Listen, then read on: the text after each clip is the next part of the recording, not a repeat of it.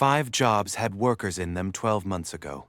None of them are being refilled. In January 2025, Diana Reyes walked into the same office in Austin, Texas, where she had managed a customer service team for 3 years. She knew the building. She knew the floor. She knew which vending machine still had the good coffee and which bathroom door stuck if you didn't lift the handle. She had a headset in her desk drawer, the same one she'd used to train 11 agents, coaching them on tone, de-escalation, response timing. Her team handled 800 tickets a week, 91% satisfaction rating. The certificate was still on the wall. That morning, she logged into the scheduling system to assign shifts. The screen loaded. Her team's rows were empty, not reassigned, not on leave. The shifts had been removed entirely. She clicked into the help queue. Ticket volume was still there, 800 a week. But the routing had changed. Every inbound query now went through an AI resolution layer first. Only escalations reached a human. The AI was handling 83% without escalation. Her team wasn't fired. Their contracts weren't terminated. The outsourcing partner that employed them simply didn't renew the service agreement. 11 agents, no severance, no press release, no headline. The shift was never canceled. It just stopped existing. This is not a story about Diana. This is a story about 5 jobs that were here last year and are gone now. Not 5 jobs at risk. Not 5 roles that might be impacted. 5 positions that had human beings doing them 12 months ago. And today, those positions are filled by software, or not filled at all. This is Last Shift, where we document what happens when work begins to change. What's happening right now is not a prediction. It is a headcount adjustment that has already been made. The World Economic Forum's 2025 Future of Jobs report found that 41% of employers globally plan to reduce their workforce where AI can automate tasks within the next 5 years. In 2025 alone, AI-related job eliminations reached approximately 78,000 globally. The pattern is not random. The jobs that disappear first aren't the hardest. They're the most documented, the most predictable, the most measurable by output. You're imagining a layoff, a meeting room, an HR rep with a folder, a severance package, and a LinkedIn post that says, "Excited for what's next." That's not how it works anymore. The most common way a job disappears in 2025 is that someone quits and the company never posts the position again. The work gets absorbed, not by other employees, but by a tool already running in parallel. No announcement, no memo. The job quietly stops being a job. That's the mechanism. Silent replacement through attrition. The 5 jobs on this list all followed that pattern. The first 2 will feel obvious. The third, expected. The fourth might surprise you. And the 5th, the one that affects the most people in any office, is the one nobody warned you about. Number 1, customer service representative. Most people believe AI chatbots are terrible. Customers hate talking to bots. Human empathy, human judgment, human flexibility. That's what makes customer service work. You can't automate a conversation. Reasonable assumption. Also wrong. In early 2025, Teleperformance, the world's largest customer service outsourcer, employing over 400,000 people, reported that AI was handling a growing share of client interactions. The company's CEO stated that AI now manages certain tasks that previously required human agents and acknowledged that headcount would adjust accordingly. Revenue per employee rose. Total employees fell. The pattern was quiet, structural, and exactly what every outsourcing client had been waiting for. The mechanism is simple. An AI resolution layer sits between the customer and the human. It handles the common questions: order status, password resets, billing disputes with clear answers. Only the ambiguous cases reach a person. The layer gets better every month. The percentage it handles grows. The number of humans needed shrinks. Not a cliff, a slow drain. Teleperformance is not alone. Concentrix, another global outsourcer with 300,000 employees, made similar adjustments. Wipro deployed AI agents across its client service operations. The entire BPO industry, the sector that employed millions of people in the Philippines, India, and Latin America to answer phones for Western companies, is compressing. BLS projects continued decline in customer service employment through 2034. The job didn't fail. It got priced out by a system that works midnight shifts without overtime. Number 2. Junior software developer. One piece of career advice survived every technology wave for 20 years. Learn to code, parents told their kids. Counselors printed it on pamphlets. Entire industries, boot camps, online courses, degree programs were built on one promise. If you can write code, you will always have a job. That advice just expired.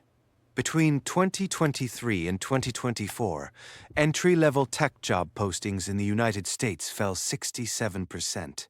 Not a dip, a collapse. Hiring at the top 15 tech firms dropped 25% for entry-level positions. By mid-2200, employment for software developers under 25 had declined nearly 200% from its late 2002 peak, according to Goldman Sachs and BLS data. Unemployment for CS graduates reached 6.1%, nearly double the national average. Computer engineering, 7.5%. The mechanism is not that companies stopped needing code. They stopped needing the people who write the simple code. Microsoft's CEO Satya Nadella stated that 30% of the company's code was being written by AI. That May, Microsoft laid off 6,000 employees, many of them programmers.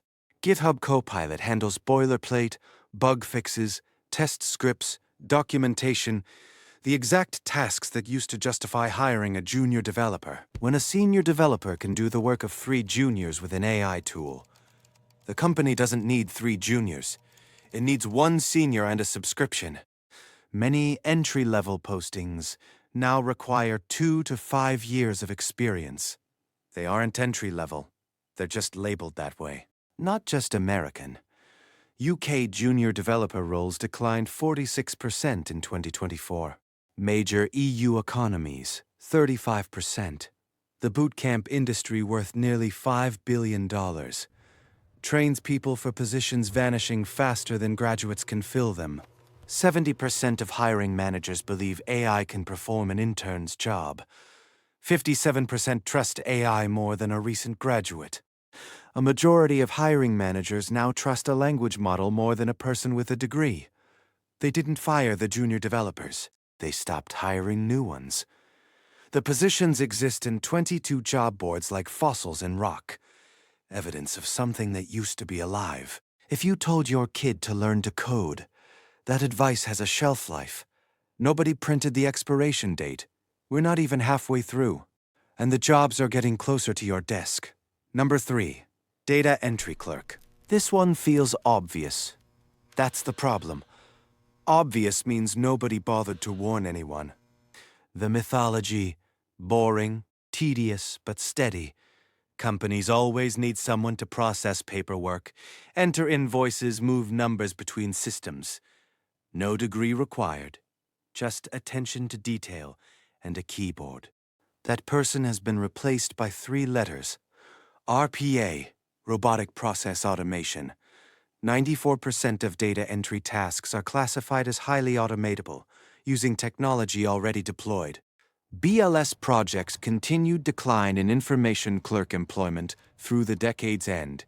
AI could replace up to 95% of data entry roles, with a 25% employment reduction already projected. OCR reads handwritten forms faster than any human. Natural language processing extracts information from unstructured text. RPA bots replicate clicks, keystrokes, and copy-paste operations without needing a coffee break or making a 4 p.m. typo. Intuit automated the bulk of its data processing with AI-powered document readers. What used to require teams of seasonal processors now runs through a pipeline without a human touching it. Thomson Reuters did the same with legal documents. Contracts that once required a paralegal to read and summarize go through an AI in seconds. The remaining human roles are oversight, checking outputs, managing exceptions. Fewer people, different skills. Every form you fill out at work, every spreadsheet, every invoice, there is a tool that can do it in 9 seconds. Someone in your company already knows. The spreadsheet learned to fill itself. The job didn't survive the lesson. Data entry was obvious. Everyone saw it coming. The next two are not. Number 4. Content writer. The mythology runs deep. Writing is creative. Writing is human. AI can spit out words, but it can't capture voice or nuance. You can always tell when a machine wrote it. Real writing requires a person. That belief held until the person became more expensive than the tool. Spotify eliminated over 200 content and editorial roles across 2023 and 2024. The company had employed teams of human editors to curate playlists, write show descriptions, and manage podcast page content. AI tools now generate playlist descriptions, recommend editorial pairings, and draft marketing copy at scale. The editors who remained were reclassified. Their job shifted from creating content to reviewing AI output and correcting tone. The pattern extends across the industry. AI tools now generate first drafts, research summaries, SEO blog posts, product descriptions, and marketing copy at a fraction of the cost and a tenth of the time. TV writing rooms saw budget cuts attributed to AI. Freelance content budgets slashed at agencies, now using AI for what used to require a team of 3. BuzzFeed shut down its news division in 2000 and pivoted to AI-generated content. CNET published AI-written financial articles, dozens, before readers found factual errors. The articles were pulled, but the staff writers who would have written them were already gone. Position eliminated before the tool was proven reliable. That's the order of operations now. Cut the headcount first. Fix the quality later. New titles emerged: prompt engineer, AI content trainer, ethical AI editor. These roles exist because someone has to supervise the machine. But they are fewer, different in skill, and they don't replace the volume that used to employ thousands of writers across every marketing department. If your LinkedIn bio says, content creator, someone in finance is testing whether the AI version is close enough, not whether it's as good. Whether it's 80% as good at 10% of the cost. For most use cases, yes. The writer trained the tool that replaced the writer. That is the mechanism. Number 5, the administrative assistant. The 5th, and the one nobody sees coming, is the most common support role in every office in America. People assume administrative work is too human. Scheduling requires context. Coordination requires relationships. Calendar management means reading social dynamics, anticipating needs. You can't automate the person who knows the VP of sales doesn't take meetings before 10, and the CFO wants her briefing printed, not emailed. That assumption held for decades. It broke in 2024. Google cut 12,000 corporate roles in January 2023, then continued trimming through 2024 and 2025, hundreds more in advertising, engineering support, and internal operations. CEO Sundar Pichai framed each round as a reallocation toward AI priorities. The positions eliminated were not failures. They were functions the company decided AI could absorb. Dropbox laid off 500 employees, 16% of its workforce, with CEO Drew Houston stating explicitly that the era of AI required a fundamentally different skill set. UPS announced 20,000 layoffs. CEO Carol Tomei attributed them to machine learning. Target cut 1,000 corporate roles and closed 800 open positions. Nestlé and General Motors both announced corporate workforce reductions in 2025, citing AI as a driver. The math: an AI scheduling tool costs a fixed monthly subscription. An administrative assistant costs salary, benefits, office space, training, management time. The AI doesn't take sick days, doesn't negotiate raises, doesn't leave after 18 months and take institutional knowledge with it. Tasks are being disaggregated. Calendar, automated. Expense reports, automated. Meeting summaries, automated by transcription tools generating action items in real time. Travel booking, automated. Document formatting, automated. Each one used to be a line item on a job description, a reason to keep a person in that seat. One by one, those reasons became features on someone else's toolbar. Not only American. In Germany, strongest worker protections in the world, companies use attrition and early retirement to reach the same outcome. SAP, Europe's largest software company, announced 8,000 role changes in January 2004, restructuring positions around AI while offering voluntary departure packages. Slower. Same mechanism. Here is what makes this different. The admin was not just a role. It was connective tissue. The person who knew where the files were, who remembered what was discussed in the unrecorded meeting, who coordinated across departments because nobody else had context. Lose that role and you don't just lose headcount. You lose institutional memory. The human network that made the org chart actually work. On a balance sheet, none of that has a line item. Institutional memory doesn't show up in a quarterly report. So when the algorithm shows administrative overhead dropped 32%, nobody asks what else disappeared. If you've ever CC'd an admin to handle something, that inbox might already forward to a bot. Nobody sent you a memo. Every task that made this job essential became a feature in someone else's toolbar. Now step back. All 5. Customer service, junior developers, data entry, content writers, administrative assistants, 5 industries, 5 skill sets, 5 assumptions about what makes a job safe. Same pattern, every time. These jobs weren't automated because they were simple. A customer service call is not simple. Marketing copy is not simple. Coordinating a schedule across 3 time zones is not simple. They were automated because they were predictable. The work could be documented, measured, broken into repeatable steps. Once documented, trainable. Once trainable, a dataset. Once a dataset, a software feature.